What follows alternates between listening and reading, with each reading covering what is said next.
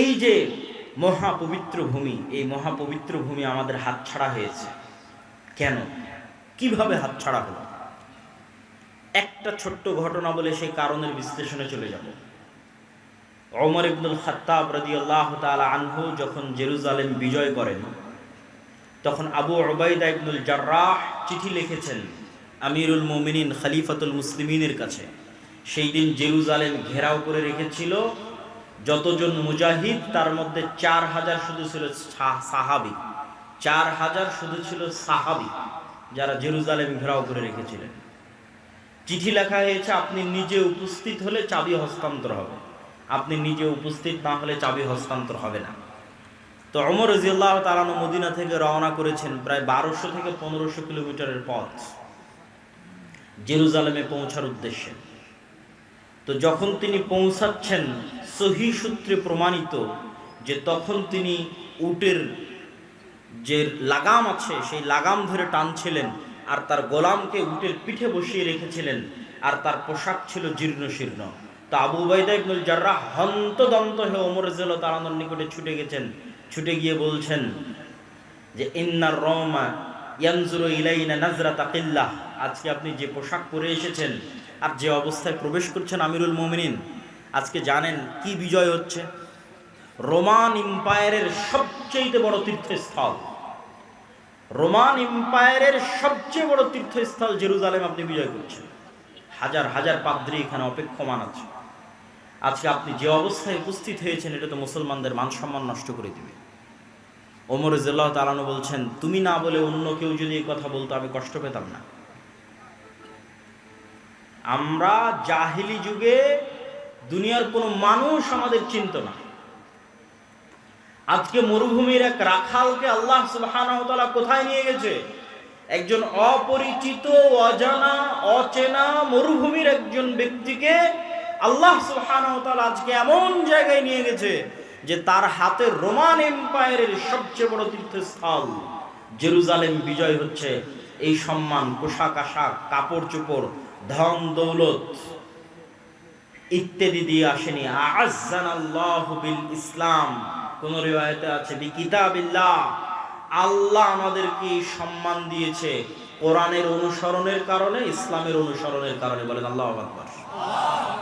তাহলে মুসলমানেরা জেরুজালেম শক্তি দিয়ে, ক্ষমতা দিয়ে, বুদ্ধি দিয়ে, কৌশল দিয়ে জেরুজালেম বিজয় করেনি। আল্লাহ ভরসা, আল্লাহ ভীরুতা দিয়ে জেরুজালেম বিজয় করেছে। আজকে মুসলমানদের কাছে শক্তির অভাব নাই। আজকে 57টা মুসলিম দেশের যা শক্তি, এই সকল শক্তি একত্রিত করলে আমার মনে হয় না উমাইয়া শাসন আমলে, আমার মনে হয় না আব্বাসীয় শাসন আমলে, আমার মনে হয় না খোলাফায়ে রাশিদিনের শাসন আমলে এর 60% শক্তি মুসলমানদের ছিল। আজকে মুসলমানদের দুনিয়াবি যা শক্তি, তার 60% শক্তি আমার মনে হয় না উমাইয়া, আব্বাসীয়, খোলাফায়ে রাশিদিনের শাসন আমলে ছিল, অথবা সুলতান সালাহুদ্দিন আইয়ুবীর হাতে ছিল। কিন্তু তাদের কাছে ছিল আল্লাহ ভরসা, আল্লাহ ভীতি, আল্লাহ ভীরুতা। আমাদের কাছে দুনিয়াবি সকল পথপন্থা আছে, কিন্তু ওই দুইটা জিনিস আমরা হারিয়ে ফেলেছি, আল্লাহ ভরসা এবং আল্লাহ ভীরুতা, তাকওয়া, পরহেজগারিতা এবং তাওয়াক্কুল আলাল্লাহ। সম্মানিত উপস্থিতি, মুসলমানদের আজকের এই অবস্থাকে আমি আমার বহু বক্তব্যে তুলনা করেছি যে আজকের মুসলমানেরা এই যুগের বানু ইসরাইল, এবং তুলনার মানদণ্ডটা কি সেটা দিয়ে এই বক্তব্যের শিক্ষার দিকে এগিয়ে যাচ্ছি। কিভাবে আমরা এই দাসত্ব এবং এই গোলামি থেকে মুক্তি পাব সেটার দিকে এগিয়ে যাচ্ছি। তুলনার মানদণ্ড কোথায়? আল্লাহ সুবহানাহু ওয়া তাআলা কোরআন মাজিদে বলছেন, ওয়াইজ নাজ্জাইনাকুম মিন আলি ফিরআউন ইয়াসুমুনাকুম সুআল আযাব ইউযাববিহুনা আবনাআকুম ওয়া ইস্তাহিয়ুনা নিসাআকুম। স্মরণ করো সেই দিনের কথা যেই দিন আমি আল্লাহ তোমাদেরকে ফেরাউনের কবল থেকে বাঁচিয়ে দিয়েছিলাম। কোন ফেরাউনের কবল থেকে বাঁচিয়ে দিয়েছিলাম? যে তোমাদের ছেলে সন্তানদের জবাই করত আর তোমাদের মেয়ে সন্তানদের জীবিত রাখত।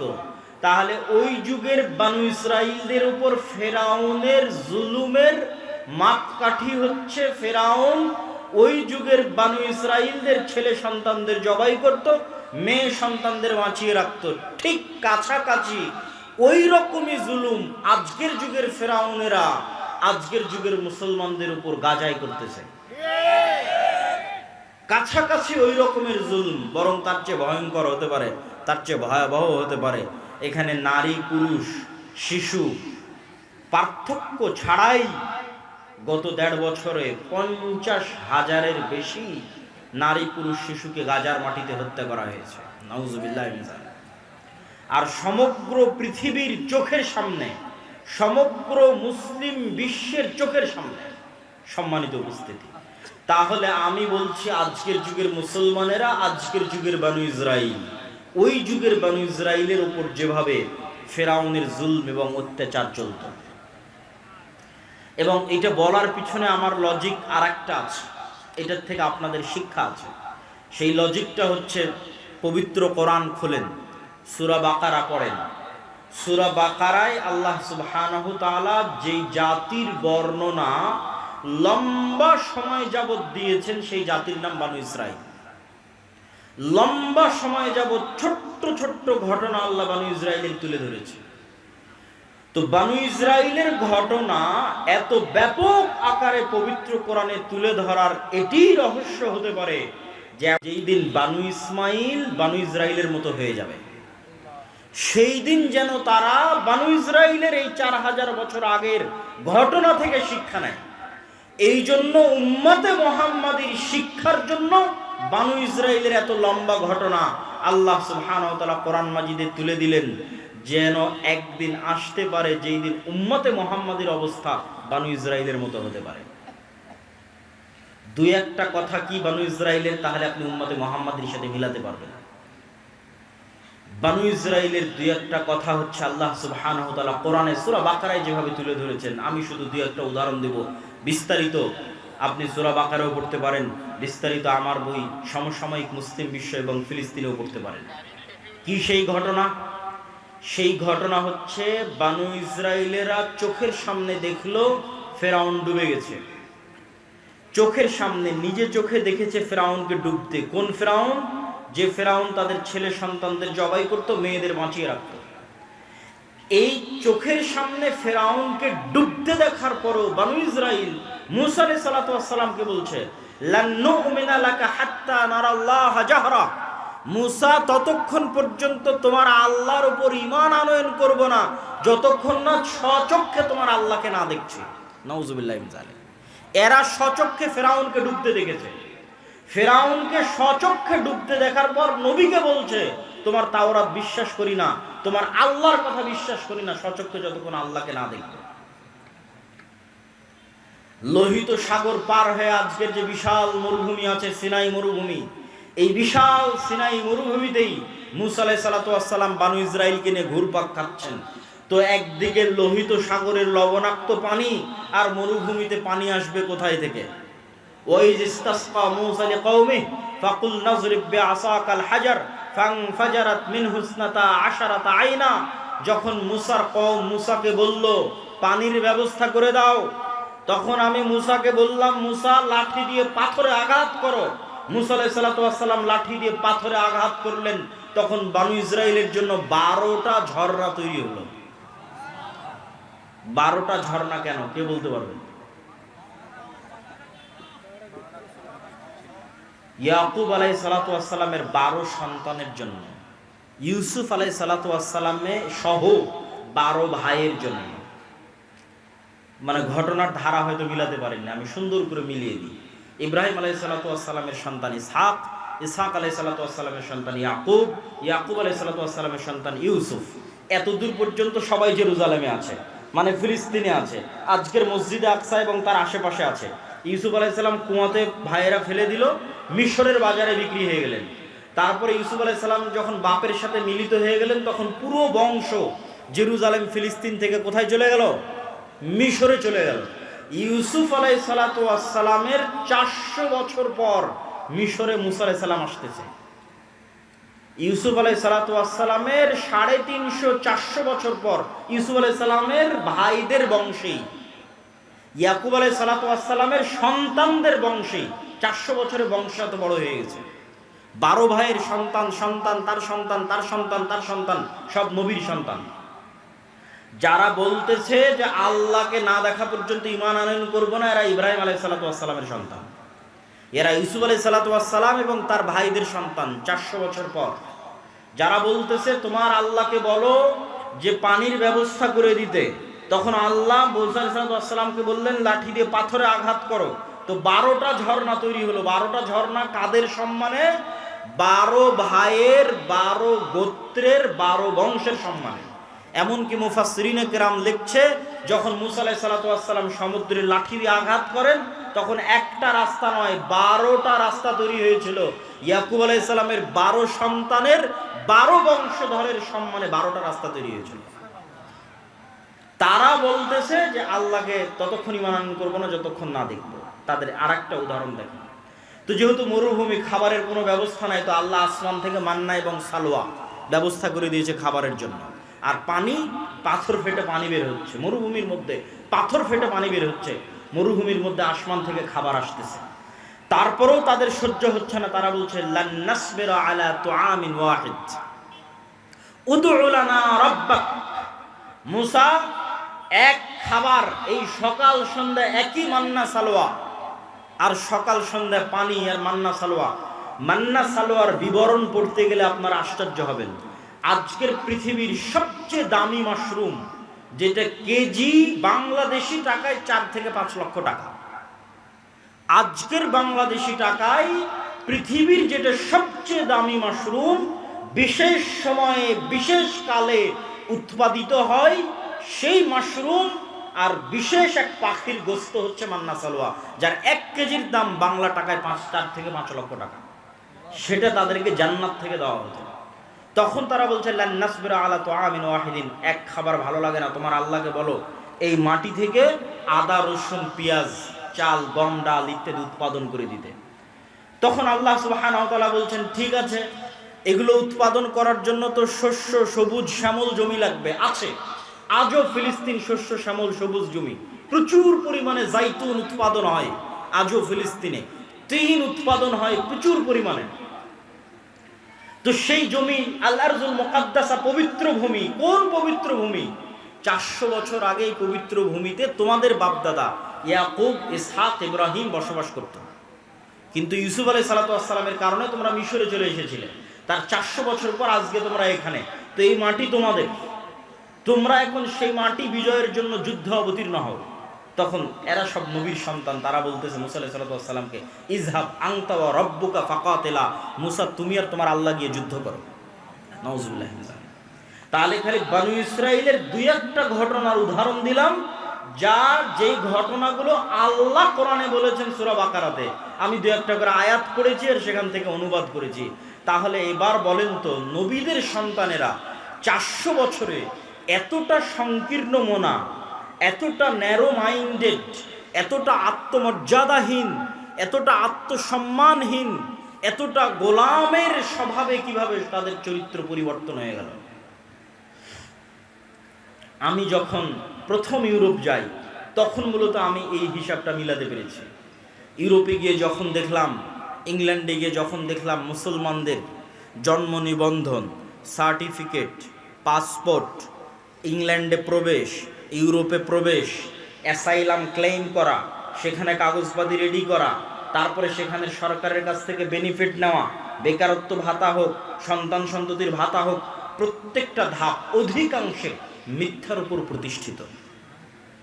মুসলমানদের ভারত, পাকিস্তান, বাংলাদেশ থেকে যে মুসলমানেরা গেছে তারা ইংল্যান্ডে, আর আফ্রিকা থেকে যে মুসলমানেরা গেছে স্পেন, ফ্রান্স এবং ইতালিতে, তাদের মিথ্যা, তাদের ধোঁকা, তাদের চুরি, তাদের দুর্নীতি ভারত পাকিস্তানের মুসলমানদের চাইতে আরো খারাপ, আরো নিম্ন স্তরের। তো তখন আমি উদাহরণ মিলালাম, যারা তো আজকের যুগের বনু ইসরাইল, এই যুগের মুসলমানদের কাছে যদি মুসা আলাইহিস সালাতু ওয়াস সালাম প্রেরিত হতেন, তাহলে এই উত্তরগুলোই পেতেন যেই উত্তরগুলো বনু ইসরাইলেরা দিয়েছিল। আমি মনে হয় বুঝাতে পারি, মানে এই যুগের মুসলমানদের রক্তের মধ্যে ওইভাবে মিথ্যা, ওইভাবে ধোঁকা, ওইভাবে দুর্নীতি, ওইভাবে আত্মমর্যাদাহীনতা, আত্মসম্মানহীনতা প্রবেশ করেছে, ঠিক যেভাবে 4000 বছর পূর্বে বনু ইসরাইলের ছিল। কারণ কি? কারণ হচ্ছে ইউসুফ আলাইহিস সালাতু ওয়াস সালামের মৃত্যুর পর হাকসুস বংশের যখন পতন হয় এবং ফারাও বংশের যখন উত্থান হয়, তো আগের সরকারের সাথে যাদের জোট থাকে, শত্রুতা করতে করতে জোটের যারা জোটের সঙ্গী তাদের উপর শত্রুতা চলে। তো ফারাওদের যখন উত্থান হয় তখন আগের হাকসুস বংশের জোট ইউসুফ আলাইহিস সালাতু ওয়াস সালাম মন্ত্রী ছিলেন, ইউসুফ আলাইহিস সালামের ভাইরাও হয়তো বড় বড় মন্ত্রী পরিষদের সদস্য ছিলেন। তখন ফারাওরা যেমন হাকসুসদের উপর জুলুম চালায়, ঠিক তেমন বানু ইসরাইলদের উপর জুলুম চালায়। জুলুম আরো বাড়ে কেন? যে কোনো পাদ্রী, যে কোনো ধর্মীয় জ্ঞান জ্যোতিষী সব বলে ফারাও তোমাদের ক্ষমতা ধ্বংস যদি হয় এই বানু ইসরাইলদের হাতে ধ্বংস হয়ে যাবে।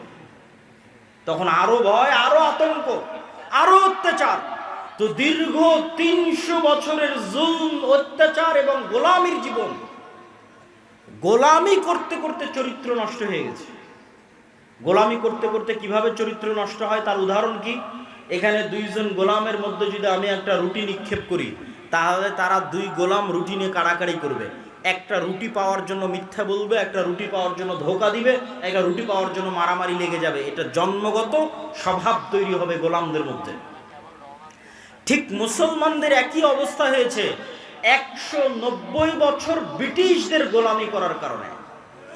আফ্রিকানদের মুসলমানদের একই অবস্থা হয়েছে ২০০-২৫০ বছর স্পেন, ফ্রান্স, ইতালির ঔপনিবেশিক কলোনিয়াল শাসনের অধীনে গোলামি করার কারণে। গোলামি করতে করতে রক্তের মধ্যে মিথ্যা, ধোঁকা, দুর্নীতি প্রবেশ করেছে।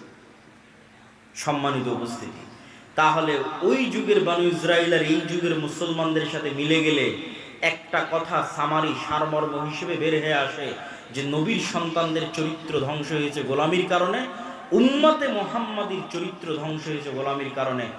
আর এর বিপরীত কি ঘটেছে?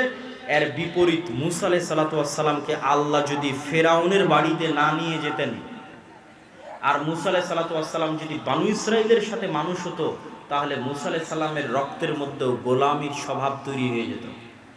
মুসা আলাইহিস সালাতু ওয়াস সালামকে আল্লাহ পূর্ণ আত্মমর্যাদা, আত্মসম্মানের সাথে মানুষ করার জন্য রাজার বাড়িতে পাঠিয়ে দিয়েছেন।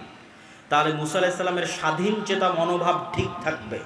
স্বাধীন চেতা মনোভাবের প্রমাণ কোথায়? মুসা আলাইহিস সালাতু ওয়াস সালাম একদিন দেখতেছে, একদিন জুলুম হতে দেখেছে। একদিন কি? ফারাওদের একদল অনুসারী বানু ইসরাইলের একদল অনুসারীর উপর অত্যাচার করতেছে। তো একদিনের দেখা অত্যাচার মুসা আলাইহিস সালাম সহ্য করতে না পেরে এক থাপ্পড় দিয়ে ফারাওয়ের ওই ব্যক্তিকে ওখানেই তিনি হত্যা করে দিয়েছেন। কেন? তার মধ্যে স্বাধীন চেতা, আত্মমর্যাদা, আত্মসম্মান ছিল। যদি বানু ইসরাইলদের সাথে বড় হতেন তাহলে এটাকে উনি জুলুমি মনে করতেন না। এটা তো আমার ভাগ্যে, তাকদিরে, আমরা এইভাবেই বড় হয়েছি, এভাবেই গোলামি দেখেছি, কে বাধা দিতে যাবে? বাধা দিতে গেলে বিপদে পড়বো। কিন্তু যখন উনি নেতা, তখন জুলুমের বিরুদ্ধে আওয়াজ উঠিয়েছেন, মিথ্যার বিরুদ্ধে, অত্যাচারের বিরুদ্ধে আওয়াজ উঠিয়েছেন। সম্মানিত উপস্থিতি, এই পুরো আলোচনার সারমর্ম আল্লামা ইকবালের একটি কবিতা। আল্লামা ইকবাল বলছেন, সাবাক ফিরসে পড়, সাদাকত কা, শুজাআত কা, আদালত কা, লিয়া জায়েগা তুঝসে কাম, দুনিয়া কি ইমামত কা। মুসলমানেরা, তোমাদের মধ্যে আনুষ্ঠানিকতা, ইসলামের সব আনুষ্ঠানিকতা আছে। সাহারি, ইফতারি কত সুন্দর করে মসজিদে আপনারা করেছেন, ঈদের সালাত বিশাল মাঠে আদায় করেছেন, ইতিকাফ হয়েছে, লাইলাতুল কদর হয়েছে, সমাজ থেকে ফিতরা বন্টন হয়েছে, কতজন উমরা করতে যাচ্ছে, কতজন হজ করতে যাচ্ছে। আনুষ্ঠানিকতার অভাব নাই। কিন্তু কোথায় সমস্যা? আনুষ্ঠানিকতার অভাব নাই, কিন্তু সমস্যা। আল্লামা ইকবাল বলছেন, তোমরা নতুন করে সত্য বলা শিখো, নতুন করে সাহসী হওয়া শিখো, নতুন করে ন্যায় প্রতিষ্ঠা করা শিখো, তাহলে আল্লাহ তোমাদেরকে দুনিয়ার নেতা বানিয়ে দিবে। কেননা এই গুণগুলোর উপর নবীদের জন্ম হয়েছে, মুসা আলাইহিস সালামের জন্ম হয়েছে, মুহাম্মদ সাল্লাল্লাহু আলাইহি সাল্লামের জন্ম হয়েছে, ঈসা আলাইহিস সালাতু ওয়াস সালামের জন্ম হয়েছে। এই গুণের উপর জন্মগত গুণ। এই জন্য ঈসা আলাইহিস সালামের কথা বলতে গিয়ে রাসূল সাল্লাল্লাহু আলাইহি সাল্লাম বলেছেন, লা তাকুমুস সাআহ হাত্তা ইয়ানজিলা ঈসা ইবনে মারইয়াম, ততদিন পর্যন্ত কিয়ামত হবে না যতদিন না মারিয়ামের ছেলে ঈসা পৃথিবীতে নেমে না আসছে। আর মারিয়ামের ছেলে ঈসা হাকামান মুকসিতা, সমগ্র পৃথিবীতে ন্যায় বিচার প্রতিষ্ঠা করবে। আল্লাহু আকবার। তাহলে এই রাষ্ট্রে ইসলামের ব্র্যান্ডিং ন্যায় বিচার, রাষ্ট্রে ইসলামের ব্র্যান্ডিং ন্যায় বিচার আল্লাহর নবী করে দিলেন। তো আমাদের মধ্যে ন্যায় বিচার প্রতিষ্ঠার গুণই নাই জন্মগত, তাহলে আমরা কিভাবে নেতা হব? এখানে দুই একটা উদাহরণ দিব আপনাদের বোঝার সুবিধার্থে। বাংলাদেশে গত 16 বছর এরকম অসংখ্য ওসি, ডিসি, এসপি, মন্ত্রী, মিনিস্টার ছিল যাদের 80%-এর বেশি এরকম জালসা সম্মেলনের প্রধান অতিথি, বিশেষ অতিথি হয়েছে না হয়নি? হয়েছে। গত 16 বছর এরকম অসংখ্য ওসি, ডিসি, এসপি, মন্ত্রী, এসিল্যান্ড, সাব রেজিস্ট্রার ছিল যাদের অন্তত 70%-এর বেশি উমরা করেছে। আমার আইডিয়া যে অন্তত 50%-এর বেশি উমরা করেছে, আর অন্তত 30-40% হবে নামাজি, আর অন্তত 2 থেকে 5% হবে মুখে দাঁড়িয়ে আছে এবং কপালে কড়া পড়ে গেছে। কিন্তু ওই যে ঈসা আলাইহিস সালামের জন্য আল্লাহর নবী যে শব্দ ব্যবহার করলো, যে ঈসা আলাইহিস সালাম যেই দিন পৃথিবীতে আসবে সমগ্র পৃথিবীতে ন্যায় প্রতিষ্ঠা করবে, তো এই যে মুসলমানেরা নামাজি, হাজি, উমরাকারী, দানবীর, জালসার প্রধান অতিথি, বিশেষ অতিথি, এরা নিজ নিজ দায়িত্বের জায়গায় কত পার্সেন্ট ন্যায় প্রতিষ্ঠাকারী এবং সত্যবাদী ছিল? কত পার্সেন্ট নিজ নিজ দায়িত্বের জায়গায় সত্য প্রতিষ্ঠাকারী, ন্যায় প্রতিষ্ঠাকারী ছিল? এটাই হচ্ছে গোলামের স্বভাব। আমাদের মধ্যে আনুষ্ঠানিকতা আছে, কিন্তু আমরা যে নেতা হব সেই নেতৃত্বের যোগ্যতা আমাদের মধ্যে বিকাশ ঘটেনি, যেটা আল্লামা ইকবাল বুঝতে পেরেছিলেন। আর একটা উদাহরণ দেই, আপনাদের এখানেও এমন মানুষ বসে আছে, অত্র অঞ্চলে আছে, অত্র গ্রামে আছে, যে হয়তো হাজি, ওমরাকারী, নামাজি, কিন্তু তার বোনকে তার পিতার সম্পত্তিতে ন্যায়ের সাথে ভাগ দেয়নি।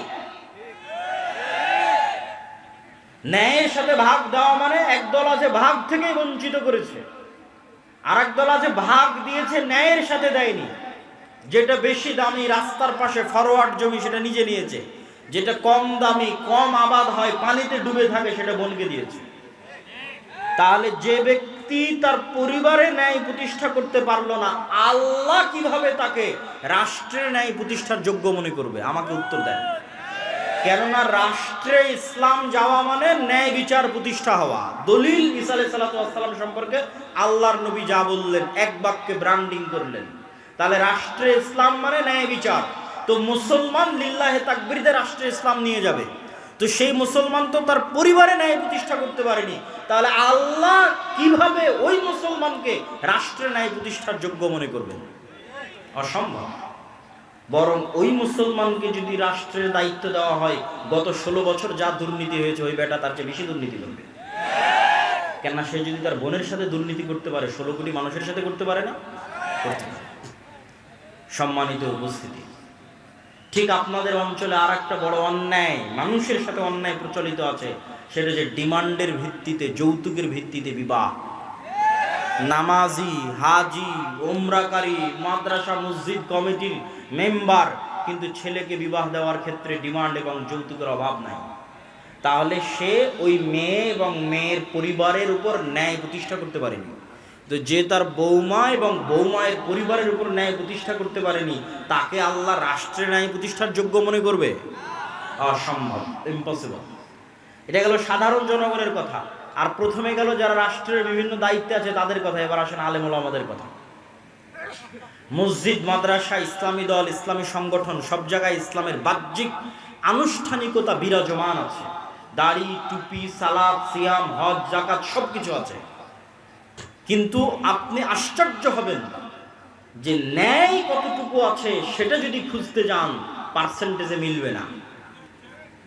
দেখবেন যে ইসলামী দলের আমির তার ওই কর্মীকেই ছাঁটাই করে দিয়েছে যেই কর্মী বেশি পরিশ্রম করে, আর ওই কর্মীকে পদ দিয়ে দিয়েছে যে বেশি চামচামি করে। তার মানে সে তার দলে ন্যায় প্রতিষ্ঠা করতে পারে। এবং যেখানে যত মসজিদ, মাদ্রাসা, দলে গন্ডগোল আছে, আহলে হাদিস হোক, হানাফি হোক, মাযহাব মাসলাক নির্বিশেষে যেখানেই দেখবেন গন্ডগোল আছে, ওখানে যে বুঝবেন এখানে ন্যায় পরায়ণতার অভাব আছে। আলেম হতে পারে, হাজি হতে পারে, কিন্তু ন্যায় প্রতিষ্ঠা করতে পারেনি। হয় আমির না হয় কর্মী, দুই দলের যে কোনো এক দল ন্যায় প্রতিষ্ঠা করতে পারেনি। সম্মানিত উপস্থিতি, আর যতক্ষণ ন্যায় প্রতিষ্ঠাকারী, সত্য প্রতিষ্ঠাকারী না হবে, ততক্ষণ আল্লাহর দৃষ্টিতে নেতা হিসেবে যোগ্য বলে বিবেচিত হবে না। তো আল্লাহর দৃষ্টিতে নেতা হিসেবে যোগ্য বলে বিবেচিত হলে আল্লাহ রাষ্ট্র ক্ষমতার দায়িত্ব দেবে। এই জন্য আমি উদাত্ত আহ্বান জানাবো যে আজকের এই আলোচনা থেকে আমরা এতটুকু কি শিক্ষা গ্রহণ করতে পারি না যে আমাদেরকে সত্যবাদী এবং ন্যায় প্রতিষ্ঠাকারী হতে হবে? পারি না? একটা হাদিস আপনাদের সামনে পেশ করি। সাবাআতু ইযিল্লুহুমুল্লাহ ইয়াওমা লা দিল্লা ইল্লা দিল্লুহ। 7 শ্রেণীর মানুষকে কিয়ামতের মাঠে আল্লাহ বিশেষ ছায়া দিবেন। তো এই বিশেষ ছায়া দেওয়ার যে 7 শ্রেণীর লিস্ট আছে, এই লিস্টের 1 নম্বরে তাহাজ্জুদ গুজারকে, নফল সিয়াম পালনকারীকে, দানবীরকে, মসজিদে জামাতে সালাত আদায়কারীকে, সকলকে অতিক্রম করে 1 নম্বরে পৌঁছে গেছে ন্যায় প্রতিষ্ঠাকারী, দায়িত্বশীল। কেন? ইমামুন আদিল। কেন? ন্যায় প্রতিষ্ঠা করা আল্লাহর সবচেয়ে বড় গুণ। বলেন আল্লাহু আকবার। আল্লাহ বলছেন আমি আদল, আমি ন্যায় পরায়ণ, ন্যায় প্রতিষ্ঠাকারী। হারামতু যুলমা আলাইয়া, আমার উপর জুলম করাকে আমি হারাম করে নিয়েছি। পৃথিবীর মানুষ যদি কোথাও ন্যায় বিচার না পায়, তাহলে আমি আল্লাহ কিয়ামতের মাঠে ন্যায় বিচার বুঝিয়ে দেব। তাহলে ন্যায় প্রতিষ্ঠা করা কার গুণ? আল্লাহর গুণ। আর পৃথিবীর সকল ক্ষমতার মালিক কে? আল্লাহ। যখন এবার ওই গুণের সাথে মিলে যাবে, তখন আল্লাহ সুবহানাহু ওয়া তাআলা ওই ব্যক্তিকে যোগ্য মনে করবে যে সেও নেতা হওয়ার যোগ্য, তাকে এবার আমি একটু ক্ষমতা দিই। তখন মুসলমানদের হাতে এমনি ক্ষমতা চলে আসবে, এমনি রাষ্ট্র ক্ষমতা। যোগ্য হতে হবে রাষ্ট্র ক্ষমতা পাওয়ার আল্লাহর দৃষ্টিতে, মানুষের দৃষ্টিতে বলিনি। ফেসবুকে লাইক পাওয়া, ফলোয়ার পাওয়া, ভোটে দাঁড়ানো, নির্বাচনী ক্যাম্পেইন, এগুলো দিয়ে মানুষের দৃষ্টিতে আমি দায়িত্ব পালনের যোগ্য হতে পারি। কিন্তু আল্লাহর দৃষ্টিতে দায়িত্ব পালনের যোগ্য হতে হলে সত্যবাদিতা, ন্যায়পরায়ণতার মাপকাঠিতে যে উত্তীর্ণ হবে, বাইনি ও বাইন আল্লাহ, আল্লাহর কাছে উত্তীর্ণ হতে পারবে, আল্লাহ ওকে নেতা হওয়ার যোগ্য মনে করবে, আল্লাহ ওকে নেতা বানিয়ে দিবে। সম্মানিত উপস্থিতি, আর এই যে গোলামির নেচার, আপনাদের বিরক্তি হওয়ার আগেই কিন্তু আমি বক্তব্য শেষ করবো। এই জন্য আপনাদের উদাত্ত আহ্বান জানাচ্ছি যে আপনারা আর কিছুক্ষণ, আমার বক্তব্যের সারমর্মের দিকে চলে আসতেছি, শেষের দিকে চলে আসতেছি, আর কিছুক্ষণ ধৈর্যের সাথে শুনুন। সেটি কি? সেটি হচ্ছে এই যে গোলামির যে নেচার এবং স্বভাব, মিথ্যা বলা, এটা গোলামির স্বভাব। ধোঁকা দেওয়া, সঠতা দেওয়া, দুর্নীতি করা গোলামির স্বভাব, নেতার স্বভাব নয়।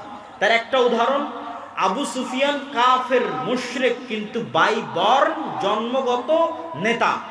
জন্মগত নেতা হওয়ার কারণে আবু সুফিয়ান জেরুজালেমে বাদশাহ হিরাক্লিয়াসের দরবারে মুহাম্মদ সাল্লাল্লাহু আলাইহি ওয়াসাল্লামের নামে একটাও মিথ্যা কথা বলেনি, অথচ আবু সুফিয়ান তখন কাফের, আবু সুফিয়ান তখন মুশরিক। তাহলে ওই যুগের মক্কার কাফের মুশরিকদের চাইতে এই যুগের মুসলমানেরা নিম্ন স্তরে আছে। আর এই গোলামির স্বভাবকে জিইয়ে রাখার জন্য, যে মুসলমানদেরকে যে আমরা ইউরোপিয়ানরা 190 বছর ওদের মধ্যে গোলামির স্বভাব ঢুকিয়ে দিয়েছি, এই গোলামির স্বভাবটা জিইয়ে রাখার জন্য এদের মাথার উপর গণতন্ত্র চাপিয়ে দাও। এই কথা অনেকের কাছে বিরক্তিকর লাগতে পারে, কিন্তু আমি যুক্তির ভিত্তিতে কথা বলবো। যুক্তির ভিত্তিতে বলে আমার বক্তব্যের শেষের দিকে চলে যাব। গণতন্ত্র দিয়ে ইসলাম প্রতিষ্ঠা হবে কিনা এটা আমার আলোচনার বিষয়ই নয়। গণতন্ত্র পৃথিবীতে জাস্টিস, ন্যায় প্রতিষ্ঠায় ব্যর্থ একটা শাসন ব্যবস্থা। গত 16 বছর বাংলাদেশের মানুষের উপর জুলম, খুন, গুম, আয়নাঘর গণতন্ত্রের নামে তৈরি করা হয়েছে। আবার এখন ইসলামের নেতা নির্বাচনের যে পদ্ধতি, যে পরামর্শের ভিত্তিতে যোগ্য মানুষকে দায়িত্ব দিয়ে দাও, তো পরামর্শের ভিত্তিতে যে সরকার তৈরি হয়, সেই সরকারের ভালো মন্দ পড়ে, কিন্তু তাদেরকে যে নির্বাচন করা হয়েছে এর পদ্ধতিটা ইসলামিক। তো যারা এই পদ্ধতির মাধ্যমে ক্ষমতায় আসলো, দেখবেন তাদেরকেও সরিয়ে চোর, বাটপার, লুটেরাদের ক্ষমতায় বসানোর জন্য যে ট্রাম্প কার্ড ব্যবহার করা হবে, সেটার নাম গণতন্ত্র। আর এই গণতন্ত্রের সবচেয়ে বড় কুফল মুসলমানেরা ভোগ করবে কি দিয়ে? সেটা হচ্ছে বিভেদ, হিংসা, বিদ্বেষ, মিথ্যা। গণতন্ত্রের মেকানিজমটাই এমন যে আপনি মিথ্যা না বললে এখানে টিকতে পারবেন না। তাহলে আপনার মধ্যে গোলামির স্বভাব জিইয়ে রাখার সবচেয়ে বড় মাধ্যম হচ্ছে পলিটিক্যালি আপনাকে গণতন্ত্রের কাছে বাউন্ড করে দেওয়া। দেন আপনি বাই ডিফল্ট মিথ্যা বলবেন, বাই ডিফল্ট দুর্নীতি করবেন, বাই ডিফল্ট ধোঁকা দিবেন। আপনার গোলামির নেচার চলতেই থাকবে, সত্যবাদিতা, ন্যায়পরায়ণতা বহুদূরের কথা। আর গণতন্ত্রের সবচেয়ে বড় ব্যর্থতা কি? গণতন্ত্র নিজে গণতন্ত্র প্রতিষ্ঠায় ব্যর্থ। কিভাবে গণতন্ত্র প্রতিষ্ঠায় ব্যর্থ কিভাবে? জনগণের শাসন মানে হচ্ছে গণতন্ত্র, কিন্তু এখানে জনগণের শাসন যে হয় না তার প্রমাণটা কোথায়? নির্ধারিত দল প্রার্থীকে মনোনয়ন দিবে, তো এমনও দল আছে যেই দলে টাকা দিয়ে প্রার্থীতা কিনে পাওয়া যাবে। আছে না নাই? আছে। টাকা দিয়ে প্রার্থী মনোনয়নপত্র কিনে নিবে। তাহলে জনগণ যোগ্য প্রার্থী বাছাই করার আগেই প্রার্থী মনোনয়নপত্র ম্যানিপুলেট হয়ে গেছে। দ্বিতীয় আর একটা কোথায় গণতন্ত্র দিয়ে গণতন্ত্র প্রতিষ্ঠা হয় না, সেটা হচ্ছে এই গণতন্ত্রের ভোট ক্যাম্পেইনের জন্য যত হাজার হাজার কোটি টাকার দরকার, এই হাজার হাজার কোটি টাকা বাংলাদেশের 18 কোটি জনগণের 80% জনগণ যারা মধ্যবিত্ত নিম্নবিত্ত তাদের পকেট থেকে আসা সম্ভব নয়। তাহলে হাজার হাজার কোটি টাকা দিবে কারা? এই দেশের শীর্ষস্থানীয় দুর্নীতিবাজ ব্যবসায়ীরা। তাহলে দল আগেই বিক্রি হয়ে গেছে দেশের শীর্ষস্থানীয় দুর্নীতিবাজ ব্যবসায়ীদের কাছে। তাহলে গণতন্ত্র, জনগণের শাসন কোথায় গেল? এবার আমি আপনাকে প্রকৃত গণতন্ত্র তুলে ধরি। আমি গণতন্ত্রের, যদি আপনি এক মুহূর্তের জন্য আমাকে বলেন যে আমি গণতন্ত্রের সাপোর্টার, তাহলে প্রকৃত গণতন্ত্র আপনার সামনে তুলে ধরি। প্রকৃত গণতন্ত্র এভাবে প্রতিষ্ঠিত হতে পারে, জনগণের শাসন। আমি ইসলামী খেলাফা, ইসলামী শাসন বলি, জনগণের শাসন প্রতিষ্ঠিত হতে পারে। আপনাদের এই চাটখিল গ্রামের মানুষ এত বড় স্কুল, এত বড় মসজিদ, এত মাদ্রাসা পরিচালনা করতে পারতেছে, তো এই চাটখিল গ্রামের মানুষ এক জায়গায় একসাথে বসে পরামর্শের ভিত্তিতে তাদের গ্রামের নেতা নির্ধারণ করতে পারে না? পারে না? পারে। তাহলে চাটখিলে একটা নেতা নির্ধারণের জন্য গ্রুপিং, মনোনয়ন, ভোটের দরকার আছে। আপনারা যদি একসাথে একটা মসজিদ চালাতে পারেন, একটা স্কুল চালাতে পারেন, তো একসাথে বসে নেতা নির্ধারণ করতে পারবেন না? পারবেন। খুব সহজ। পরামর্শ যখনই আসবে তখনই সহজ। আর যখনই একজন দাঁড়িয়ে বলবে এই আমি মসজিদের সভাপতি হব, আমাকে কে কে ভোট দিবা, তখন গন্ডগোল, গ্রুপিং শুরু হবে। আর একজন দাঁড়িয়ে বলবে আমি মসজিদের সভাপতি হব, আমাকে কে কে ভোট দিবা। আর যখনই দুই গ্রুপ হয়ে যাবে এবং দাঁড়িয়ে যাবে, তখন এবার টাকা দিয়ে ভোট কেনা শুরু হবে। তো যখন টাকার ভিত্তিতে ভোট বিক্রি হবে, তখন সত্য ন্যায় থাকলো না মিথ্যুক ধোঁকাবাজে পরিণত হলো? মিথ্যুক ধোঁকাবাজে পরিণত হলো। আমি রূপগঞ্জে দেখেছি, এবারের নির্বাচনের সময় রূপগঞ্জে, যে প্রত্যেকটা মানুষ টাকার কাছে ভোট বিক্রি করে দিচ্ছে এবং সব প্রার্থীকে বলতেছে আমি আপনাকে ভোট দিব। তখন আমি আরেকবার রিয়ালাইজ করলাম, এরা তো সব বানু ইসরাইল, এবং গণতন্ত্র এদেরকে বানু ইসরাইল বানাচ্ছে। শতভাগ মিথ্যুক, শতভাগ দুর্নীতিবাজ একটা কওম তৈরি হচ্ছে। তাহলে শতভাগ মিথ্যুক, শতভাগ দুর্নীতিবাজ একটা কওম কিভাবে কল্পনা করতে পারে আল্লাহ তাদেরকে ইসলাম প্রতিষ্ঠার জন্য মনোনীত করবে? নাউজুবিল্লাহ মিন যালিক। কেমনে কল্পনা করতে পারে যে আল্লাহ তাদেরকে ইসলাম প্রতিষ্ঠার জন্য মনোনীত করবে? কেমনে? অসম্ভব, ইম্পসিবল। পৃথিবী উল্টে গেলে অসম্ভব, এটা হবে না। তাহলে একটা ছোট্ট একটা গ্রামের একটা নেতা নির্ধারণের জন্য গ্রুপিং এর দরকার নাই, মনোনয়নের দরকার নাই, কিচ্ছুর দরকার নাই। একসাথে গ্রামবাসী বসে তার নেতা নির্ধারণ করতে পারে। সব একটা ইউনিয়নের সব গ্রামের নেতা একত্রিত হয়ে তার ইউনিয়নের নেতা নির্ধারণ করতে পারে। সব ইউনিয়নের নেতা একত্রিত হয়ে তার উপজেলা, উপজেলা একত্রিত হয়ে তার জেলা, জেলা একত্রিত হয়ে তার দেশ। নিচ থেকে যখন উঠে আসবে তখন গণতন্ত্র, উপর থেকে যখন চাপিয়ে দেওয়া হবে তখন এলিট ক্লাস, দুর্নীতিবাজ ব্যবসায়ীদের শাসন প্রতিষ্ঠা হয়। এটা বাস্তবতা, এটা হিস্ট্রি, এটা হচ্ছে এস্টাবলিশ ট্রুথ, সত্য। সম্মানিত উপস্থিতি, তাহলে মুসলমানদের এই যে মিথ্যার কালচার, দুর্নীতির কালচার, এটা থেকে বের হয়ে আসার একটা পলিটিক্যাল উপায় হচ্ছে গণতন্ত্র থেকে বের হয়ে আসা। আর একটা অর্থনৈতিক দিক থেকে মুসলমানদের মিথ্যা বলা শেখানো হয়, এটা বলে আমার বক্তব্য শেষ করে দেব। সেটা হচ্ছে সুদ। সেটার নাম কি? সুদ। কিভাবে? ইসলামের কর্জের থিওরি যদি আপনি পড়েন, ইসলামিক ফাইন্যান্স পড়তে গিয়ে এটা আমি দেখেছি যে রাসূলুল্লাহ সাল্লাল্লাহু আলাইহি ওয়াসাল্লাম এবং আল্লাহ সুবহানাহু তাআলা, মানুষ মরে যাচ্ছে তখন কর্জ নিবে, মেয়ের বিয়ে দিতে পারতেছে না, অপারেশন হচ্ছে, টাকা নাই, তখন কর্জ নিবে। কিন্তু বিলাসী পণ্যের জন্য কর্জ নিবে, তার কোনো পয়েন্ট কোরআন এবং হাদিসে আমি খুঁজে পাইনি। বিলাসী পণ্য মানে আমার মোটর সাইকেল লাগবে, আমার আইফোন লাগবে, আমার আইপ্যাড লাগবে, আমার পাকা মাটির বাড়ি ভেঙে পাকা বাড়ি তৈরি করা লাগবে, এই বিলাসিতার জন্য লোন নিবে। এটা সুদমুক্ত লোনের কথা বলছি, সুদযুক্ত না। বিলাসী পণ্যের জন্য স্বাভাবিক সুদমুক্ত কর্জ নিবের প্রমাণ আমি কোরআন হাদিসে খুঁজে পাইনি। মানুষ কর্জ নিতে পারে যখন বিপদে, সংসার চলে না, মারা যাচ্ছে, অপারেশন হচ্ছে, তখন কর্জ নিতে পারে। গেল 1 নম্বর পয়েন্ট। 2 নম্বর পয়েন্ট হচ্ছে আল্লাহ সুবহানাহু ওয়া তাআলা রাসূল সাল্লাল্লাহু আলাইহি ওয়াসাল্লামকে শিখিয়ে দিয়েছেন সব সালাতে, সব দোয়ায় কর্জ থেকে বাঁচতে চাও। আল্লাহুম্মা আউযু বিকা মিনাল মা'সামি ওয়াল মাগরাম, আল্লাহ লোন থেকে বাঁচতে চাই। তো সাহাবীরা আল্লাহর নবীকে জিজ্ঞেস করছে এত কেন কর্জ, লোন থেকে বাঁচতে চান? তখন রাসূলুল্লাহ সাল্লাল্লাহু আলাইহি ওয়াসাল্লাম উত্তরে বলছেন, মানুষ যখন কর্জ নেওয়া শুরু করে মিথ্যা বলা শুরু করে। এই যে আমার বক্তব্যের পয়েন্ট, যেটা কানেক্ট করতে চাচ্ছি, আল্লাহর নবীর হাদিস। মানুষ যখন কর্জ নেওয়া শুরু করে কি বলা শুরু করে? মিথ্যা বলা শুরু করে। তাহলে আল্লাহর নবী জানেন যে আমার উম্মত যখন মিথ্যার উপর প্রতিষ্ঠিত হবে, এত নেতৃত্বের গুণ হারিয়ে যাবে। মিথ্যা তো গোলামের গুণ, স্লেভ, দাস, কৃত দাসের গুণ। তাহলে যে পরিবার ক্ষুদ্র লোন নিচ্ছে কিস্তিতে, ওর মা মিথ্যা বলছে, ওর বাপ মিথ্যা বলছে, ওর ছেলে মিথ্যা বলছে, পুরো পরিবার মিথ্যার উপরে প্রতিষ্ঠিত হচ্ছে, এই পরিবারকে কিভাবে আল্লাহ চয়েস করতে পারে যে তাদেরকে দিয়ে আল্লাহ রাষ্ট্রের ইসলাম প্রতিষ্ঠা করবে? সম্ভব। এই জন্য রাসূল সাল্লাল্লাহু আলাইহি ওয়াসাল্লাম জানেন কোথায় কোথায় নেতৃত্বের গুণাবলী ধ্বংস হতে পারে। নেতৃত্বের গুণাবলী সুদে ধ্বংস হতে পারে। সুদ এমন এক ব্যবস্থা। মুহাম্মদ সাল্লাল্লাহু আলাইহি ওয়াসাল্লামের জন্য সর্বোচ্চ সম্মান এটা যে তিনি আল্লাহ সুবহানাহু তাআলার বান্দেগিতে, আল্লাহ সুবহানাহু তাআলার দাসত্বে সর্বোচ্চ স্থানে পৌঁছে গেছিলেন। আমরাও আল্লাহ সুবহানাহু তাআলার বান্দা, ইবাদুল্লাহ, সবাই আল্লাহর বান্দা, কিন্তু আমরা নাম কাওয়াস্তে আল্লাহর বান্দা, কাজে কর্মে দেখা যাচ্ছে শয়তানের বান্দা। তাহলে রাসূল সাল্লাল্লাহু আলাইহি ওয়াসাল্লামের সর্বশ্রেষ্ঠ সম্মান এটি যে তিনি আল্লাহ সুবহানাহু তাআলার বান্দেগী এবং দাসত্বের সর্বশীর্ষ চূড়ায় পৌঁছে গেছেন। এই জন্য আল্লাহ তাকে নিজের বান্দা হিসেবে সম্বোধন করছেন।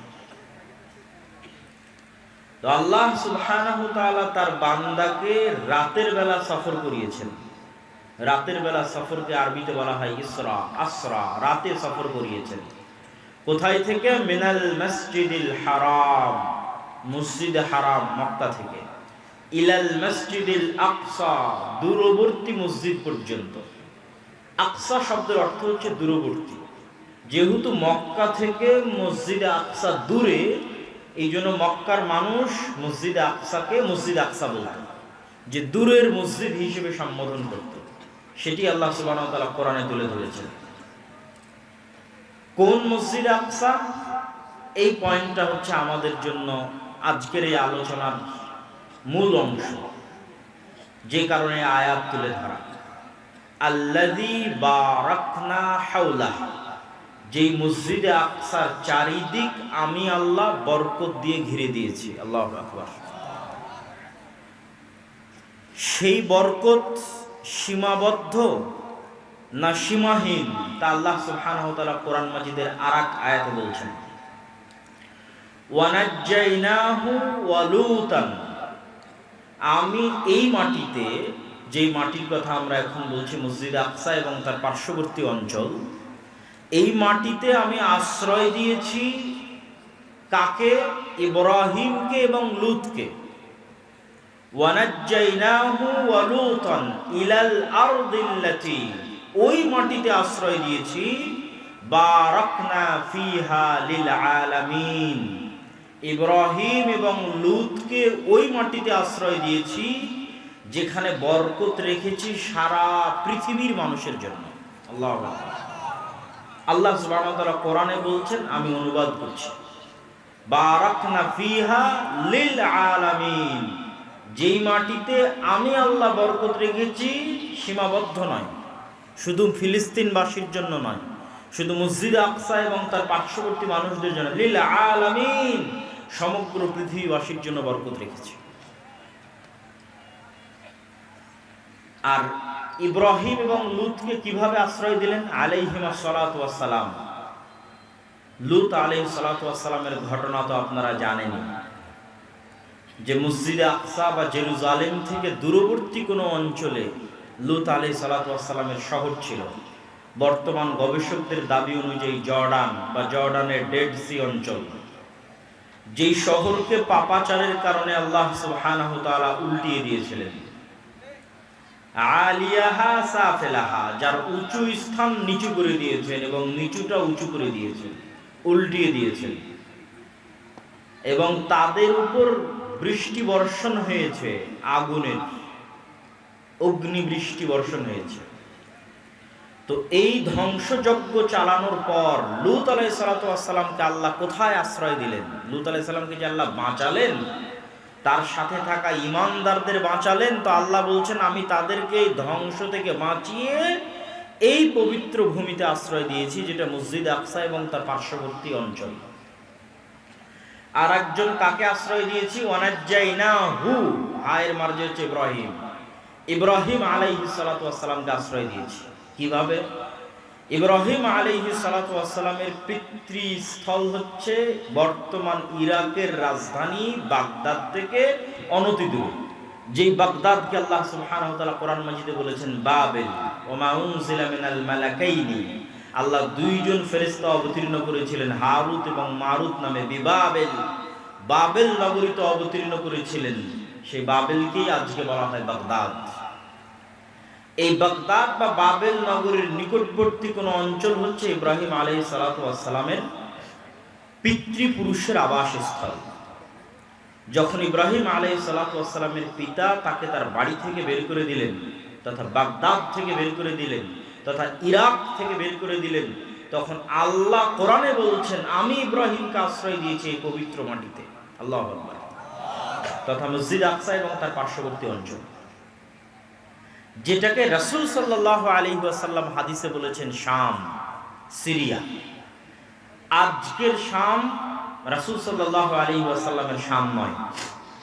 রাসূলুল্লাহ সাল্লাল্লাহু আলাইহি ওয়াসাল্লাম যতবার শাম বলবেন ততবার আজকের সিরিয়া, তার সাথে আজকের ফিলিস্তিন, আজকের লেবানন, আজকের জর্ডান, আজকের ইসরায়েল, এই 4-5টা সকল রাষ্ট্রগুলো রাসূল সাল্লাল্লাহু আলাইহি ওয়াসাল্লামের শামের অন্তর্ভুক্ত। একই এরিয়া, একই অঞ্চল, একই কালচার। ব্রিটিশরা ছোট্ট ছোট্ট টুকরা করে ভেঙে ভেঙে ভেঙে ভেঙে তার মধ্যে থেকে 1948 সালে মধ্যপ্রাচ্যের বিস্ফোরা ইসরায়েলকে তৈরি করেছে। যেমনভাবে 1947 সালে এই বিশাল মুসলমানদের ভারত উপমহাদেশকে ভেঙে টুকরো করে হিন্দুত্ববাদী ভারত তৈরি করেছে, ঠিক মুসলমানদের বিশাল আরব স্বাধীন অঞ্চলকে ভেঙে টুকরো টুকরো করে ইসরায়েলকে তৈরি করেছে। 1 বছরের ব্যবধান, 1947 এবং 1948। আর আল্লাহ সুবহানাহু ওয়া তাআলা আবার পবিত্র কোরআনে বলছেন যা কাকতালীয়ভাবে মিলে গেছে।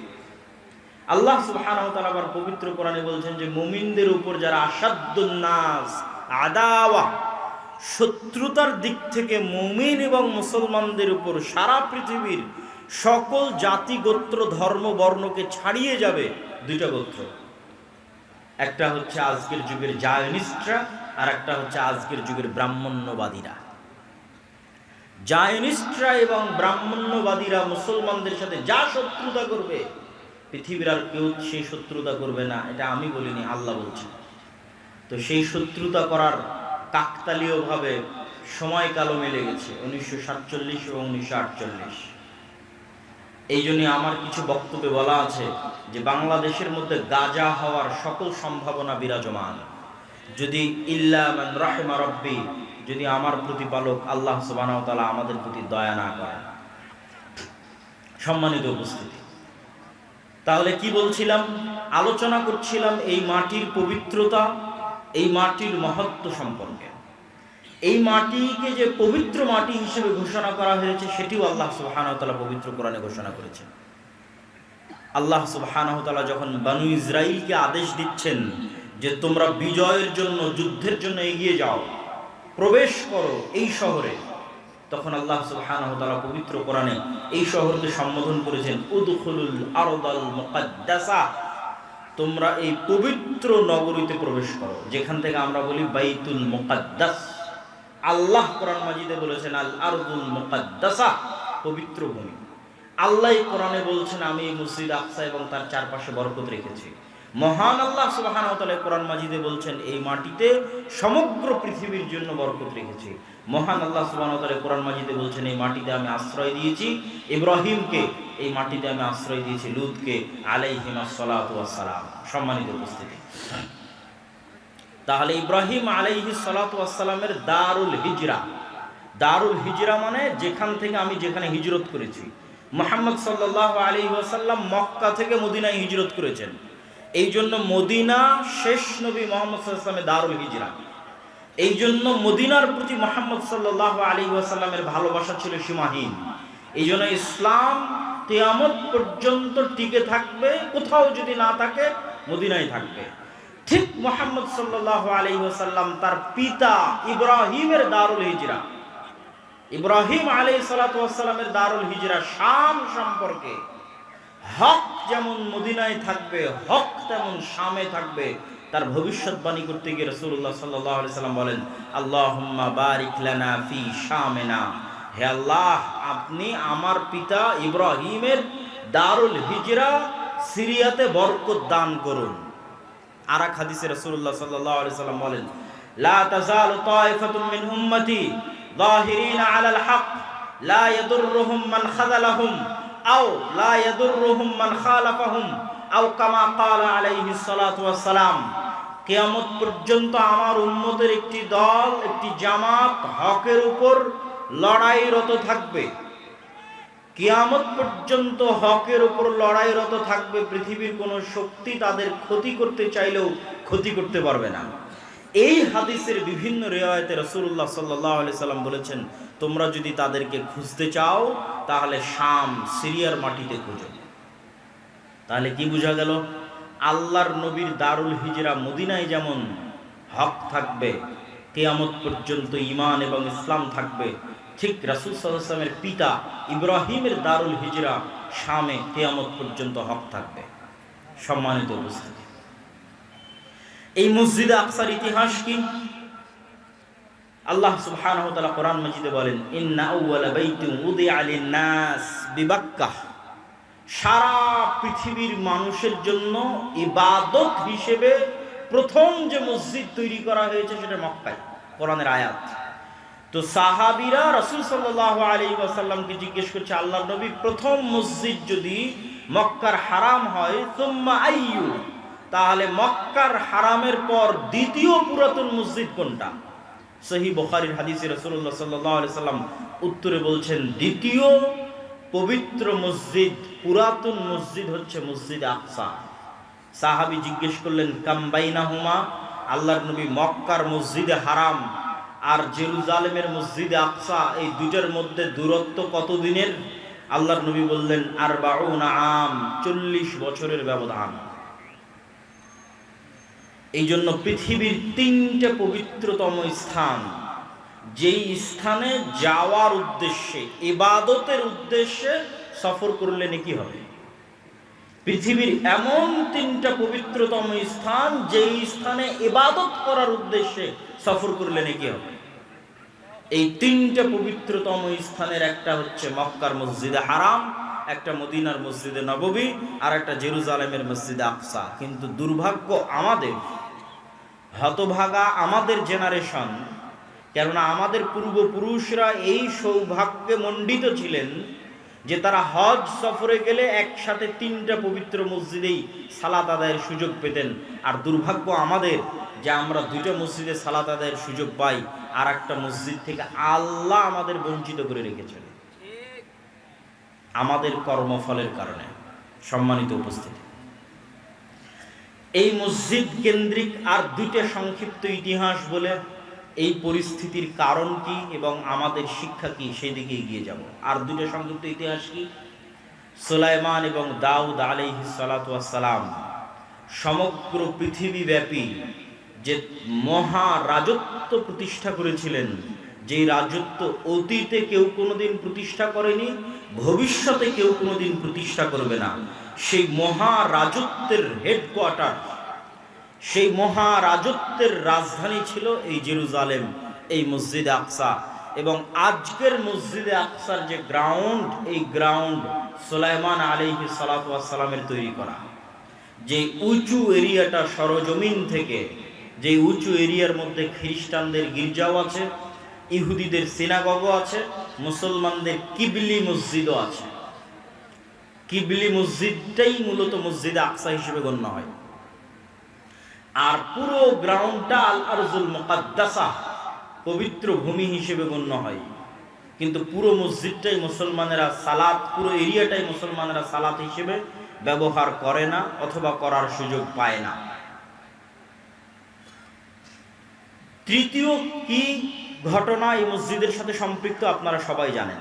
একটা বললাম দাউদ এবং সুলাইমান আলাইহিস সালাতু ওয়াস সালামের রাজত্বের রাজধানী, হেডকোয়ার্টার। তিনি জিনদের দিয়ে এই মসজিদ তৈরি করিয়েছেন। কোরআনে আল্লাহ সুবহানাহু ওয়া তাআলা বলছেন, সুলাইমান আলাইহিস সালাতু ওয়াস সালামের মৃত্যুবরণ অনেক দিন হয়ে গেছে, তারপরও জিনেরা বুঝতে পারেনি যে তিনি মারা গেছেন, কার্যক্রম চলতে থেকেছে। দ্বিতীয় ঘটনা হচ্ছে, বর্তমান বিশ্বের যেই ধর্মের অনুসারী সবচেয়ে বেশি, কাগজে কলমে নামকা ওয়াস্তে, প্র্যাকটিক্যাল নয়, সেটা যে খ্রিস্টান ধর্ম। প্র্যাকটিক্যাল একজনও খুঁজে পাওয়া মুশকিল যে খ্রিস্টান, প্রকৃত খ্রিস্টান ধর্মের অনুসারী প্র্যাকটিক্যাল একজনও খুঁজে পাওয়া যাবে না।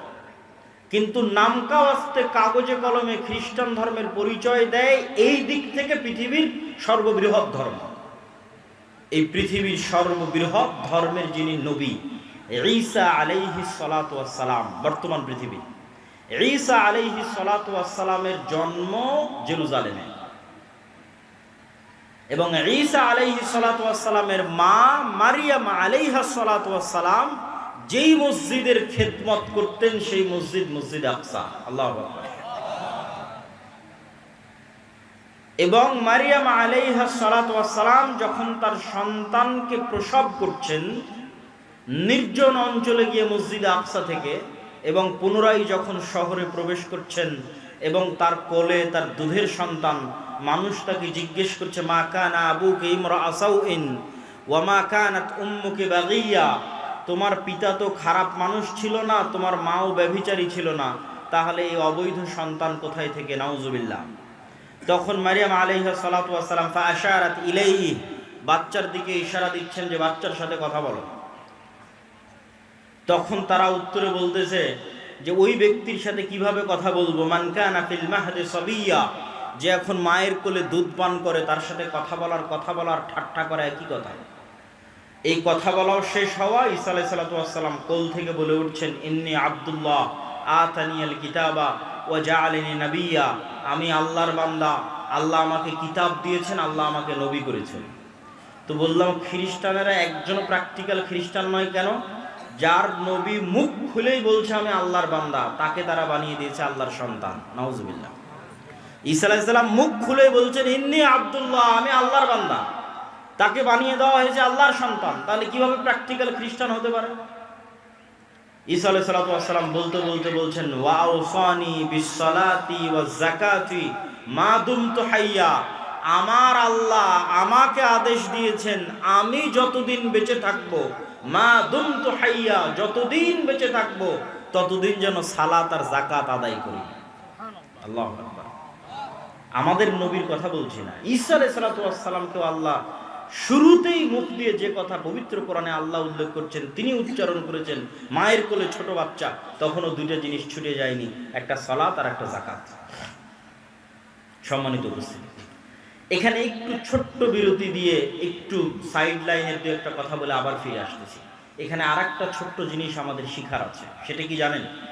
সেটা হচ্ছে আজকের ইউরোপ এবং আজকের আমেরিকা এখনো, অতীতে তো আরো বেশি ছিল এই রেসিজম, বর্ণবাদ, কালার, গায়ের রঙের উপর যে বর্ণবাদ প্রতিষ্ঠিত হয়েছে, যে রেসিজম প্রতিষ্ঠিত হয়েছে, এটা এখনো প্রকাশ্যে মাঝে মধ্যেও দেখা যায়, অন্তরে প্রায় সবাই লালন করে। যখন উঠা বসা করবেন, সাক্ষাৎ করবেন, কথা বলবেন, তখন সেটা বুঝতে পারবেন। আর অতীতে তো আরো বেশি ছিল, কালো, নিগ্রো, আফ্রিকানদের তারা গোলাম হিসেবে ব্যবহার করেছে, যুগের পর যুগ, কালের পর কাল, শুধু গায়ের চামড়া কালো হওয়ার কারণে। তো এখান থেকে শিক্ষণীয় কি? ঈসা আলাইহিস সালাতু ওয়াস সালামের জন্ম ইউরোপে হচ্ছে না আমেরিকায় হচ্ছে? ঈসা আলাইহিস সালাতু ওয়াস সালামের জন্ম ইউরোপের কোন রাষ্ট্রে হচ্ছে আর আমেরিকার কোন রাজ্যে হচ্ছে? ঈসা আলাইহিস সালাতু ওয়াস সালামের জন্ম হচ্ছে আরব ভূমি ফিলিস্তিনের জেরুজালেম শহরে, তাহলে ঈসা আলাইহিস সালাতু ওয়াস সালামের গায়ের রং ইউরোপিয়ান আমেরিকানদের মতো? কথা বলেন, ইউরোপিয়ান আমেরিকানদের মতো না। ঈসা আলাইহিস সালাতু ওয়াস সালামের গায়ের রং মুহাম্মদ সাল্লাল্লাহু আলাইহি ওয়াসাল্লামের মতো, ইব্রাহিম আলাইহিস সালাতু ওয়াস সালামের মতো, মেটে সাদা, শ্যামা সাদা, ধবধবে হলদে যে সাদা ইউরোপিয়ান এবং আমেরিকানদের গায়ের রং, যেটা নিয়ে তারা গর্ব করে, সেটা তাদের নবীরই গায়ের রং নয়। তারা যাকে নবী হিসেবে বিশ্বাস করে সেই নবীর গায়ের রং সেটা নয়। তাদের নবী একজন এশিয়ান, তাদের নবী একজন অ্যারাবিয়ান, তাদের নবী একজন সেমেটিক। সম্মানিত উপস্থিতি,